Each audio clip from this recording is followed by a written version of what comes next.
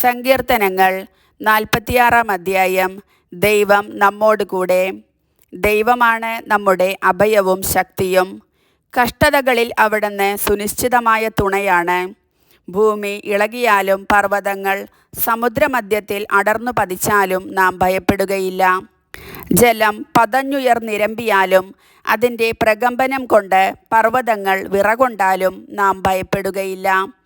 ദൈവത്തിൻ്റെ നഗരത്തെ, അത്യുന്നതൻ്റെ വിശുദ്ധ നിവാസത്തെ സന്തുഷ്ടമാക്കിക്കൊണ്ട് ഒഴുകുന്ന ഒരു നദിയുണ്ട്.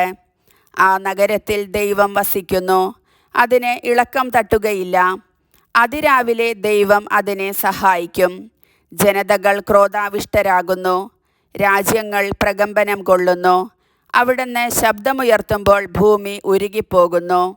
സൈന്യങ്ങളുടെ കർത്താവ് നമ്മോട് കൂടെയുണ്ട്. യാക്കോബിൻ്റെ ദൈവമാണ് നമ്മുടെ അഭയം. വരുവിൻ, കർത്താവിൻ്റെ പ്രവർത്തികൾ കാണുവിൻ. അവിടുന്ന് ഭൂമിയെ എങ്ങനെ ശൂന്യമാക്കിയിരിക്കുന്നു എന്ന് കാണുവിൻ. അവിടുന്ന് ഭൂമിയുടെ അതിർത്തിയോളം യുദ്ധമില്ലാതാക്കുന്നു. അവിടുന്ന് വില്ലൊടിക്കുകയും കുന്തം തകർക്കുകയും ചെയ്യുന്നു. രഥങ്ങളെ അഗ്നിക്കിരയാക്കുന്നു. ശാന്തമാകുക, ഞാൻ ദൈവമാണെന്നറിയുക. ഞാൻ ജനതകളുടെ ഇടയിൽ ഉന്നതനാണ്. ഞാൻ ഭൂമിയിൽ ഉന്നതനാണ്. സൈന്യങ്ങളുടെ കർത്താവ് നമ്മോട് കൂടെയുണ്ട്. യാക്കോബിൻ്റെ ദൈവമാണ് നമ്മുടെ അഭയം. കർത്താവിൻ്റെ വചനം.